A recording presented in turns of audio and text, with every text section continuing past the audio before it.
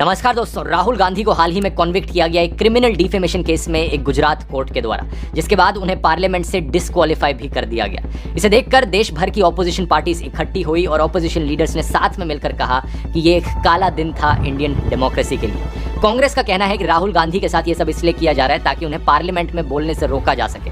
Parliament में वो repeatedly Adani के खिलाफ एलिगेशंस उठा रहे हैं, प्रधानमंत्री मोदी और अडानी के रिश्ते को लेकर बात कर रहे हैं, इसलिए उन्हें बोलने से रोका जा रहा है। बीजेपी का कहना है कि इस सब का अडानी से कोई रिश्ता नहीं है, राहुल गांधी ने एक्चुअली में ओबीसी सेक्शन को अब्यूज किया देश में और इसलिए उन्हें डिस्क्वालीफाई किया गया।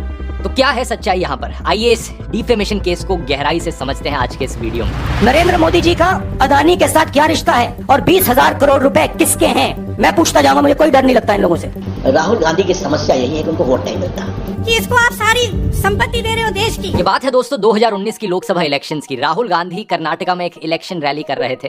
वहां पर इन्होंने एक भाषण दिया जिसमें ललित मोदी, नीरव मोदी और प्रधानमंत्री नरेंद्र मोदी को इन्होंने चोर करके पुकारा। अब क्योंकि ये पूरा डिफेमेशन केस इस एक भाषण पर आधारित है, तो आइए इस भाषण को सुनते हैं और एक एक वर्ड पर गौर करना कि क्या यहाँ पर राहुल गांधी ने बोला। आपसे कहते हैं काले धन के खिलाफ लड़ाई, आपको धूप में बैंक की लाइन के सामने खड़ा करते हैं, आपके जेब में से पैसा निकाल के बैंक में डालते हैं। ये बात बड़ी क्लियर है कि यहाँ पर डिमोनेटाइजेशन की तरफ इशारा किया जा रहा है, लेकिन जिस चीज को लेकर पूरा ये मुद्दा बना है वो बात आगे आती है। और फिर आपको पता लगता है कि आप ही का पैसा नीरव मोदी उठा के भाग गया। 35,000 करोड़ रुपए आपके जेब से निकाल कर उसकी जेब में। मेहुल चौकसी, ललित मोदी। अच्छा, एक छोटा सा सवाल, इन सब के नाम, इन सब चोरों के नाम मोदी मोदी मोदी कैसे हैं? नीरव मोदी, ललित मोदी, नरेंद्र मोदी, और अभी थोड़ा ढूंढेंगे तो और बहुत सारे मोदी निकलेंगे।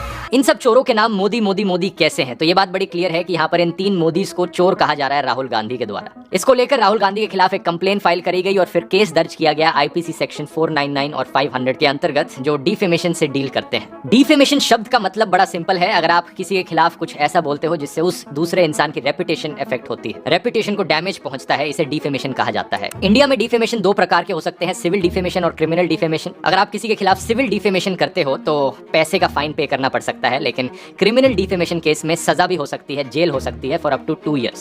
सेक्शन 500 इस पनिशमेंट को डिफाइन करता है, imprisonment of maximum 2 years with और विदाउट अ फाइन। और सेक्शन 499 इस चीज को डिफाइन करता है कि क्रिमिनल डिफेमेशन क्या होगी। बोले गए शब्द हो सकते हैं या पब्लिश्ड शब्द हो सकते हैं या साइंस हो सकते हैं, विजिबल रिप्रेजेंटेशंस हो सकती हैं, और आप नॉलेज के साथ और इंटेंशनली किसी दूसरे इंसान की रेपुटेशन को डैमेज करो। तो आपको सोचकर लगेगा कि जिन 3 मोदीज का नाम यहाँ भाषण में मेंशन किया था, उन 3 में से किसी एक ने कंप्लेन फाइल करी होगी, लेकिन ऐसा नहीं है। ना ही नीरव मोदी ने, ना ही ललित मोदी ने और ना ही प्रधानमंत्री मोदी ने ये कंप्लेन फाइल करी कि मुझे चोर बुलाया गया। तो किसने ये कंप्लेन फाइल करी? ये कंप्लेन फाइल करी एक बीजेपी एमएलए और फॉर्मर गुजरात मिनिस्टर पूर्णेश मोदी ने। जाहिर सी बात है कि सवाल उठता है यहाँ पर कि इन सज्जन को क्या तकलीफ है भाई, इन्हें किसी ने क्या बोल दिया? इसको लेकर काफी मजाक भी बना। सैटारिस्ट राहुल गांधी ने कहा पूर्णेश का नाम नहीं लिया, शायद इसलिए वो बुरा मान गए। लेकिन थोड़ा गहराई से देखोगे तो पूर्णेश मोदी का क्लेम ये है कि राहुल गांधी ने जो कमेंट किया है वो देश की सारी मोदी कम्युनिटी को बदनाम करता है। इसलिए मैंने कहा था दोस्तों कि राहुल गांधी ने जो भाषण दिया है उसे बड़े केयरफुली सुनो और थोड़ी लॉजिकल रीजनिंग अप्लाई करके देखो। अगर मैं कहता हूँ कि ये सारी गाड़ियों के हॉर्न की वजह से नॉइज पोल्यूशन फैलता है, तो क्या इसका मतलब ये हुआ कि मैं कह रहा हूँ कि सारे पोल्यूशन के सोर्सेज ये गाड़ियों के हॉर्न ही है? ऑब्वियसली नहीं। सिमिलरली अगर राहुल गांधी ने कहा कि सारे चोर मोदी होते हैं, तो क्या इसका मतलब ये हुआ कि सारे मोदी चोर होते हैं? बिल्कुल भी नहीं। लेकिन इंटरेस्टिंग बात यह है कि राहुल गांधी ने तो ये भी नहीं कहा। बहुत से इंग्लिश अखबारों ने राहुल गांधी की स्पीच को गलत ट्रांसलेट किया। Times of India, Hindustan times, NDTV, CNN, business today, news 18, इन सब ने कहा कि राहुल गांधी ने कहा था ऑल थीव्स आर मोदी, या फिर कुछ ने ट्रांसलेशन करी कि all the thieves are Modi. लेकिन बीबीसी एक ऐसे न्यूज पोर्टल्स में से था जिसने ट्रांसलेशन को सही किया। सही ट्रांसलेशन थी all these thieves are Modi. बहुत बड़ा फर्क है यहाँ पर। इन सब चोरों के नाम मोदी मोदी कैसे हैं? नीरव मोदी, ललित मोदी और नरेंद्र मोदी। ये नहीं कहा जा रहा कि सारे चोरों के नाम मोदी मोदी कैसे होते हैं।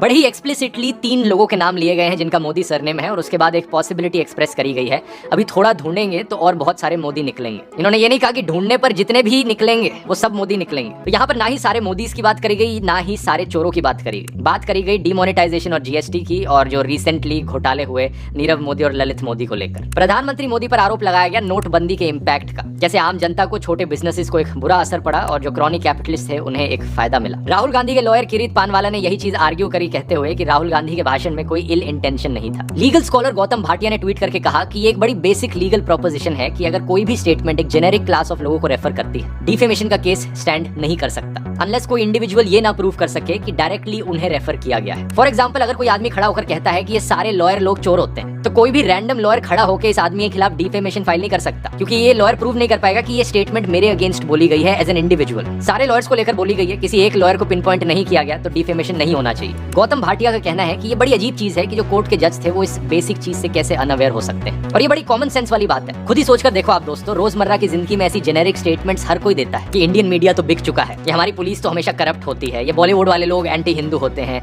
कैपिटलिस्ट लोग धरती को डिस्ट्रॉय कर रहे हैं, ये हम इंडियंस तो ऐसे ही होते हैं। तो बहुत बारी रोजमर्रा की जिंदगी में ऐसी जेनेरिक स्टेटमेंट्स हर किसी के द्वारा बोली जाती हैं। तो इसका मतलब ये नहीं कि मीडिया वाले खड़े होकर केस करने लग गए डिफेमेशन का, बॉलीवुड वाले लोग खड़े होकर डिफेमेशन का केस करने लग गए, या एज एन इंडियन कोई डिफेमेशन केस कर दे कि किसी ने इंडियंस के बारे में कोई जेनेरिक स्टेटमेंट बोली हो। ऐसा होने लग गया तो आधा इंटरनेट ही खाली हो जाएगा और सोशियोलॉजी और साइकोलॉजी सब्जेक्ट्स बिल्कुल खत्म हो जाएंगे। सेक्शन 499 में लिखी गई डेफिनेशन भी इस चीज को क्लियर करती है कि the imputation could be about a person, a deceased person, a company, association और collection of persons as such, लेकिन it has to be readily identifiable group of people. और इस केस में राहुल गांधी ने पूर्णेश मोदी के खिलाफ पर्टिकुलरली कुछ भी नहीं कहा। क्रॉस एग्जामिनेशन में ये चीज पूर्णेश मोदी ने खुद एडमिट भी करी कि राहुल गांधी की स्पीच उनके खिलाफ पर्सनली नहीं थी, लेकिन फिर भी सूरत कोर्ट के chief justice magistrate H Verma को लगा कि नहीं, राहुल गांधी को फिर भी कॉन्विक्ट किया जाना चाहिए इस चीज में, और अपने 168 पेज के ऑर्डर में इन्होंने सजा सुनाई।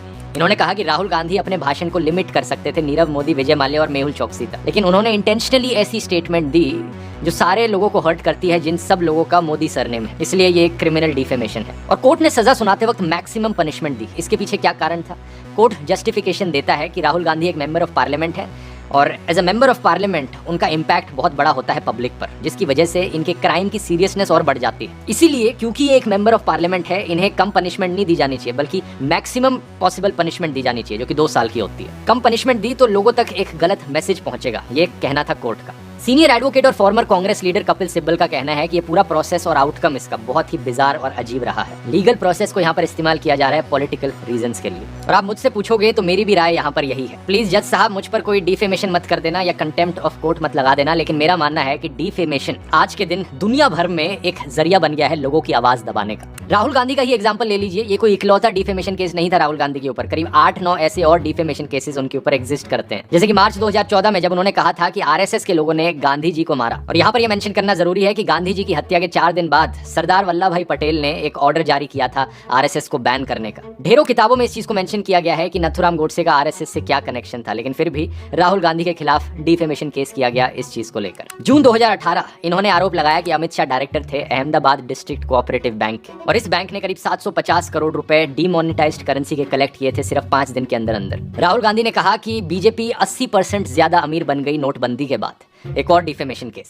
अप्रैल 2019 राहुल गांधी ने एक इलेक्शन रैली में कहा अमित शाह को as murder accused BJP chief Amit Shah. एक और डिफेमेशन केस। नवंबर 2022 भारत जोड़ो यात्रा के दौरान एक प्रेस ब्रीफिंग में राहुल गांधी ने कहा कि सावरकर ने बाकी और फ्रीडम फाइटर्स को बिट्रे किया था जब उन्होंने ब्रिटिश के सामने माफी मांगी। इस लेटर में उन्होंने कहा था sir I beg to remain your most obedient servant, और साइन किया अपना नाम। रिस्पॉन्स में एक और डिफेमेशन केस। तो बड़ा सवाल यहाँ पे राहुल गांधी के सामने उठता है, अगर हम करें तो करें क्या, बोले तो बोले क्या। ये कोई राहुल गांधी स्पेसिफिक या कांग्रेस स्पेसिफिक प्रॉब्लम नहीं है, पूरे देश भर में डिफेमेशन एक जरिया बनता जा रहा है आवाज दबाने का। आम आदमी पार्टी के लीडर अरविंद केजरीवाल के ऊपर ऐसे ही 33 डिफेमेशन केसेस फाइल किए गए हैं। कांग्रेस लीडर्स पवन खेरा, जयराम रमेश और नेटा डिसूजा के ऊपर सिविल डिफेमेशन केस फाइल किया स्मृति ईरानी ने, जब इन कांग्रेस लीडर्स ने कहा कि स्मृति ईरानी की बेटी एक बार चलाती है सिली सोल्स नाम से गोवा में इलीगली। हिमाचल प्रदेश के चीफ मिनिस्टर पर जब आरोप लगाया गया कि वो एक प्राइवेट कंपनी को फेवर कर रहे थे, तो उन्होंने डिफेमेशन केसेस फाइल किए थे बीजेपी लीडर्स अरुण जेटली और प्रेम कुमार धूमल के खिलाफ। आम आदमी पार्टी के लीडर सत्येंद्र जैन ने डिफेमेशन सूट फाइल किया कपिल मिश्रा के खिलाफ, जो बीजेपी से आम आदमी पार्टी में शिफ्ट हुए। कांग्रेस लीडर विवेक तनखा ने 10 करोड़ रुपए का डिफेमेशन सूट फाइल किया मध्य प्रदेश के चीफ मिनिस्टर शिवराज सिंह चौहान के खिलाफ in connection with OBC quota in panchayat polls. 2014 में शिवराज सिंह चौहान ने खुद डिफेमेशन केस फाइल किया मध्य प्रदेश के कांग्रेस लीडर के मिश्रा के खिलाफ, जब उन्होंने आरोप लगाया था Madhya Pradesh professional examination board scam का। और अब इस पूरी कंट्रोवर्सी के बाद कांग्रेस लीडर रेणुका चौधरी का कहना है कि वो डिफेमेशन केस फाइल करेंगी प्रधानमंत्री नरेंद्र मोदी के खिलाफ, क्योंकि उन्होंने इन्हें रामायण कैरेक्टर शूर्पनखा से कंपेयर किया। और तो और दोस्तों, एक समय पर एक आदमी ने इलाहाबाद हाईकोर्ट में former US president Barack Obama के खिलाफ एक डिफेमेशन केस फाइल कर दिया था। कौन है ये लोग, कहां से आते हैं? अभी तक मैंने आपको सिर्फ पॉलिटिशियंस के एग्जांपल बताए जहां पर पॉलिटिशियंस पर डिफेमेशन केसेस किए जा रहे थे, लेकिन पॉलिटिशियंस के पास अक्सर बहुत पैसा होता है। अगर बात आम आदमी पर आती है, जब इन्हीं डिफेमेशन केसेस का इस्तेमाल किया जाता है आम लोगों की आवाज दबाने के लिए, एक्टिविस्ट और मीडिया वाले लोगों की आवाज दबाने के लिए, तो ये काफी खतरनाक बन जाता है। अभिव्यक्ति का अधिकार है, ये सबसे बड़ा मौलिक अधिकार है।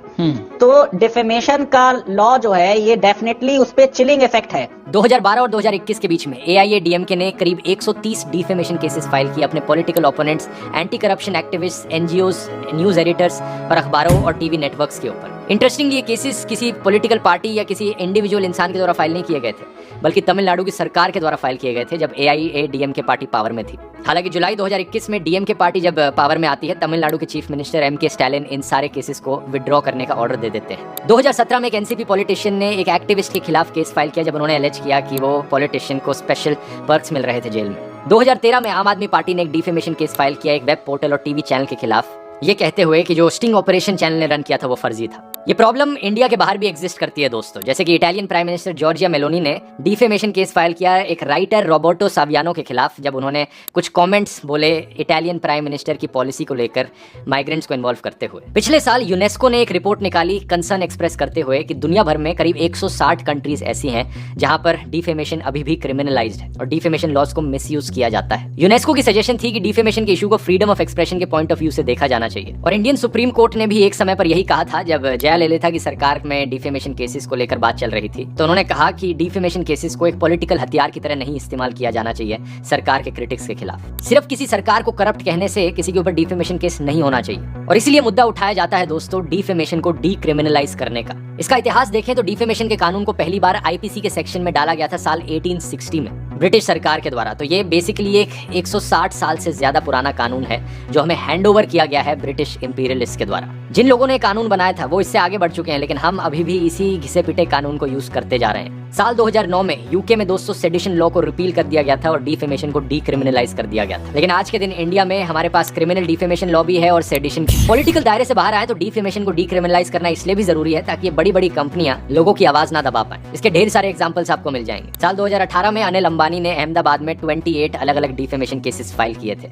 इनमें से 8 केसेस पॉलिटिशियंस के खिलाफ थे जो अपोजिशन पार्टीज से थे, लेकिन 20 केसेस ऐसे थे जो एक्चुअली में मीडिया ऑर्गेनाइजेशन और जर्नलिस्ट के खिलाफ थे। जैसे एलिजिड राफेल स्कैम की खबरें आने लग रही थी, अनिल अंबानी ने डिफेमेशन केस फाइल किया सीनियर जर्नलिस्ट सीमा मुस्तफा के खिलाफ जो कि द सिटीजन की फाउंडिंग एडिटर है। 7,000 करोड़ रुपए का 10,000 करोड़ रुपए का डिफेमेशन केस NDTV के खिलाफ फाइल किया गया और 5,000 करोड़ रुपए का डिफेमेशन केस नेशनल हेराल्ड के खिलाफ, क्योंकि इन्होंने रिपोर्ट निकाली कि Anil Ambani floated Reliance defence 10 days before Modi announce Rafale deal. April 2014 में मुकेश अंबानी और अनिल अंबानी ने डिफेमेशन केसेस फाइल किए परंजॉय गुहा ठाकुरता के खिलाफ जब उनकी किताब आई गैस वॉर्स नाम से। इनमें इन्होंने एलिजिड इरेगुलरिटीज को हाईलाइट किया नेचुरल गैस की प्राइसिंग को लेकर। परंजॉय गुहा ठाकुरता को डिफेमेशन केस अडानी पावर से भी सहना पड़ा जब उन्होंने एक आर्टिकल लिखा प्रधानमंत्री मोदी और गौतम अडानी के बीच एलिजिड रिश्ते को लेकर, और ऐसे ही कई एग्जांपल्स आपको मिल जाएंगे। अगर मीडिया और जर्नलिस्ट के पास इतनी भी आज़ादी नहीं होगी कि वो पॉलिटिशियंस और कॉर्पोरेट स्कैम्स के बारे में बात कर पाएं तो कहां से कोई स्कैम सामने आ पाएगा। कोई हैरानी की बात नहीं है दोस्तों कि इंडिया की प्रेस फ्रीडम इंडेक्स रैंकिंग अब 150th पर पहुंच चुकी है 2022 में। डिफेमेशन को डीक्रिमिनलाइज करने की कोशिश साल 2015 में करी गई थी। कांग्रेस लीडर राहुल गांधी, बीजेपी लीडर सुब्रमण्यम स्वामी और आम आदमी पार्टी के चीफ अरविंद केजरीवाल ने साथ में एक प्ली फाइल करी थी सुप्रीम कोर्ट में कि डिफेमेशन को डीक्रिमिनलाइज कर दिया जाए, मतलब क्रिमिनल डिफेमेशन को हटा दिया जाए और सिर्फ सिविल डिफेमेशन का कानून रहे। अगर कोई डिफेमेशन होती है तो फाइन भरना पड़े पैसे का, जेल की सजा ना मिले। इसके पीछे कारण यही कि किस तरीके से इसे एक्सप्लॉइट किया जाता है इस कानून को। लेकिन सेंट्रल गवर्नमेंट ने इस चीज़ को अपोज किया, ये कहते हुए कि डिफेमेशन की क्रिमिनलिटी बहुत ज़रूरी है, और सुप्रीम कोर्ट ने भी इस चीज को अपहेल्ड किया। अब मैं ये नहीं कह रहा कि पूरे ही डिफेमेशन कानून को खत्म कर देना चाहिए। डिफेमेशन मेरी राय में एक नेसेसरी कानून है। ऐसे कई केसेस होते हैं जहां पर सही मायनों में किसी की रेपुटेशन को बदनाम किया जाता है, गलत आरोप लगाए जाते हैं एक इंडिविजुअल के द्वारा किसी दूसरे इंडिविजुअल के ऊपर, लेकिन मेरी राय में इसे डीक्रिमिनलाइज तो जरूर करना चाहिए। अगर कोई डिफेमेशन करता है वो पैसे का फाइन भरे, लेकिन जेल की धमकी ना हो। दूसरा, सिविल डिफेमेशन के केसेस में भी जब करोड़ों के केसेस फाइल किए जाते हैं, हजारों करोड़ों के, तो ये भी बहुत थ्रेटनिंग हो सकता है। कोई जर्नलिस्ट या एक्टिविस्ट कैसे इतना बड़ा अमाउंट अफोर्ड कर पाएगा? इसमें भी लिमिट को कंट्रोल में रखना चाहिए। और तीसरा, ये इंश्योर किया जाना चाहिए कोर्ट्स के द्वारा कि डिफेमेशन को एक पॉलिटिकल हथियार की तरह ना इस्तेमाल किया जाए। और चौथा, मीडिया को कुछ हद तक इम्यूनिटी मिलनी चाहिए इन केसेस से। इवन इफ कुछ क्लेम्स गलत निकलते हैं, यहाँ पर एक एक्चुअल इंटेंशन दिखाना जरूरी होना चाहिए कि जो बोला है वो जानबूझकर बोला है, किसी की रेपुटेशन बदनाम करने के लिए बोला है। मैं ओरिजिनल टॉपिक से थोड़ा डाइवर्ट हो गया यहाँ पर, क्योंकि मुझे लगता है ये सही अपॉर्चुनिटी है इस बड़े मुद्दे के बारे में बात करने की।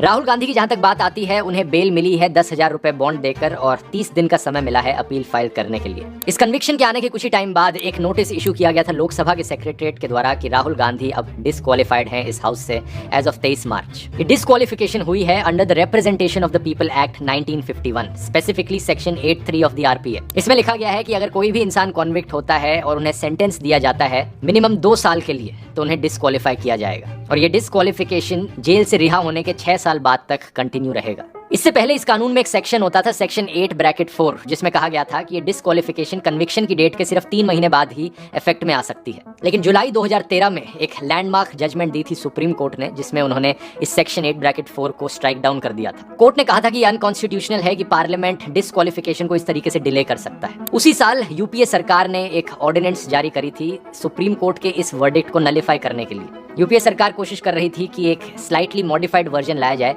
सेक्शन 84 का और इसे कैबिनेट के द्वारा अप्रूव भी कर दिया गया था। कहा जाता है कि ऑर्डिनेंस लाई गई थी आरजेडी के चीफ लालू प्रसाद यादव को बेनिफिट पहुंचाने के लिए, क्योंकि उन्हें कॉन्विक्ट किया गया था फॉर्डर स्कैम में। लेकिन 28 सितंबर 2013 राहुल गांधी ने इस ऑर्डिनेंस को एक प्रेस कॉन्फ्रेंस में इसे कंप्लीट नॉनसेंस कहा था। ये यूपीए की सरकार के लिए काफी एम्बैरेसिंग था और 2 अक्टूबर को ये ऑर्डिनेंस विड्रॉ किया गया। इसलिए कानून यही बना रहा कि जब भी किसी पॉलिटिशियन को सजा मिलेगी इमीडिएटली उनका डिस्क्वालिफिकेशन हो जाएगा। सबसे पहले पॉलिटिशियन जिन्हें इस तरीके से डिस्क्वालीफाई किया गया वो थे कांग्रेस लीडर रशीद मसूद, अक्टूबर 2013 में, जब एक करप्शन के केस में उन्हें कन्विक्शन मिला। एक दिन बाद लालू प्रसाद यादव और जेडीयू पॉलिटिशियन जगदीश शर्मा को भी इसी तरीके से डिस्क्वालीफाई किया गया लोकसभा से। अब सवाल ये उठता है कि आगे क्या होगा राहुल गांधी का। आरपी एक्ट का सेक्शन 151A देखें तो उसके अकॉर्डिंग कहा गया है कि अगर अगली इलेक्शन 1 साल या उससे ज्यादा दूर है तो इलेक्शन कमीशन के पास अधिकार है इस वैकेंसी को फिल करने का उस सीट पर जहां से ये पॉलिटिशियन इलेक्शन लड़े थे, एक बाय इलेक्शन कराकर। कितने टाइम में ये बाय इलेक्शन बुलाई जा सकती है? 6 महीने के अंदर अंदर जब से वैकेंसी हुई है। लीगल एक्सपर्ट्स का कहना है कि राहुल गांधी दोबारा से स्पीकर के पास जा सकते हैं और अपने मेंबर ऑफ पार्लियामेंट के स्टेटस को रिवाइव करा सकते हैं अगर उन्हें एक जुडिशियल ऑर्डर मिल जाए, ये कहते हुए कि इनके कन्विक्शन पर स्टे लगा दिया गया है। लेकिन ये चीज इन्हें जल्दी करनी पड़ेगी, इससे पहले कि election commission by election announce करे। कांग्रेस ने ऑलरेडी कहा है कि वो हायर कोर्ट में अपील करेंगे सूरत कोर्ट के ऑर्डर के खिलाफ, तो एक्सपेक्टेड है कि यही नेक्स्ट स्टेप होगी इस केस में। ओवरऑल यहाँ पर सबसे बड़ा मुद्दा यही है कि सरकार को कैसे एक और लीगल प्रोसेस मिल गया है ऑपोजिशन को खत्म करने का। इससे पहले हमें देखने को मिला कि कैसे सरकारें बदली जाती हैं एमएलएस खरीदकर। ऑपोजिशन पॉलिटिशियंस को पैसे ऑफर किए जाते हैं करोड़ों में, जिससे कि सत्ता पलटती है और बड़े फेमसली हमारा मीडिया इसे एक ऑपरेशन का नाम देता है, जैसे कि ये बहुत ही बड़ी अच्छी चीज करी जा रही है। दूसरा हमें देखने को मिलता है कि कैसे सीबीआई और ईडी जैसी एजेंसीज का इस्तेमाल किया जाता है स्पेसिफिकली सिर्फ ऑपोजिशन के पॉलिटिशियंस को टारगेट करने के लिए। यानी पैसे ऑफर करना, धमकी देना और इन दोनों में से कुछ भी काम नहीं किया तो अब डिफेमेशन एक और जरिया बन गया। कुछ लोग आर्ग्यू करेंगे कि ये सिर्फ एक लीगल प्रोसेस है और यहाँ पर कुछ गलत नहीं हो रहा है, लेकिन इसके ढेरों सबूत अब मौजूद हैं कि कैसे ये लीगल प्रोसेस सिर्फ एक साइड के लिए काम करता है और दूसरी साइड के लिए बंद हो जाता है। खुशबू सुंदर एक बीजेपी पॉलिटिशियन है जो पहले कांग्रेस में थी। साल 2018 में उन्होंने एक ट्वीट किया था, यहाँ मोदी वहाँ मोदी जहाँ देखो मोदी। लेकिन ये क्या, हर मोदी के आगे भ्रष्टाचार सरनेम लगा हुआ है। तो बात को ना समझो, मोदी मतलब भ्रष्टाचार। Let's change the meaning of Modi to corruption suits better. ये ट्वीट अब वायरल जा रहा है, लेकिन क्या कोई भी मोदी सरनेम वाला आदमी इनके खिलाफ कोई केस करेगा? ऐसे ही ढेर सारे इंस्टेंसेस मिल जाएंगे जहां पर प्रधानमंत्री मोदी खुद पंडित नेहरू को डिफेम कर रहे हैं, उनके बारे में बुरी चीजें बोल रहे हैं, या राहुल गांधी के खिलाफ कुछ बोला या किसी और के कुछ खिलाफ कुछ बोला। दूसरी तरफ से लोग केस कर देंगे, लेकिन क्या कोर्ट उस केस को आगे बढ़ाएगा? लीगल प्रोसेस सेम न्यूट्रल तरीके से कैरी ऑन होगा उस तरफ? 25 मार्च को राहुल गांधी ने ट्विटर पर लिखा, मैंने प्रधानमंत्री की आंखों में डर देखा है, वो डरते हैं अडानी पर संसद में मेरे अगले भाषण से। सीधा सवाल है, शेल कंपनियों द्वारा अडानी समूह में लगाया गया 20,000 करोड़ का विदेशी पैसा किसका है? एलआईसी की पूंजी अडानी को, एसबीआई की पूंजी अडानी को, ईपीएफओ की पूंजी भी अडानी को। मोडानी के खुलासे के बाद भी जनता के रिटायरमेंट का पैसा अडानी की कंपनियों में निवेश क्यों किया जा रहा है? प्रधानमंत्री जी, न जांच न जवाब, आखिर इतना डर क्यों? क्या लगता है आपको दोस्तों, क्या अडानी पर कोई भी इन्वेस्टिगेशन होगी? नीचे कमेंट्स में लिखकर बताइए। मिलते हैं अगले वीडियो में। बहुत बहुत धन्यवाद।